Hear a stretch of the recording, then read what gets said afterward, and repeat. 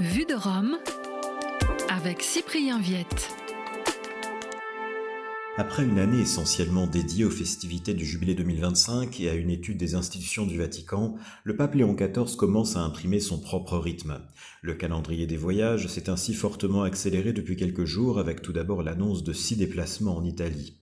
Le 8 mai, jour du premier anniversaire de son élection et de la fête de Notre-Dame de Pompéi, il se rendra dans cette ville de Campanie, puis à Naples, avant de revenir dans cette région 15 jours plus tard pour une visite à Acerra, ville marquée par la corruption et la pollution, dans cette zone appelée la Terre des Feux, du fait des incendies se déclenchant dans l'état d'ordure. 4 autres voyages sont programmés en Italie au fil de l'été, à Pavie, Lampedusa, Assise et Rimini.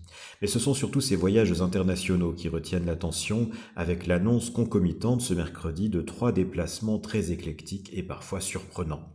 Tout d'abord, le samedi 28 mars, il effectuera un voyage de quelques heures en principauté de Monaco, où il sera le premier pape à se rendre.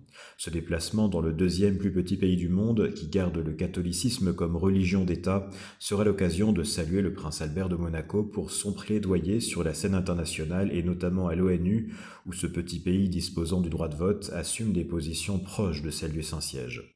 Du 13 au 15 avril, Léon XIV sera également le premier pape à visiter l'Algérie, terre de Saint-Augustin, où l'Église catholique assume un dialogue interreligieux exigeant avec la population musulmane.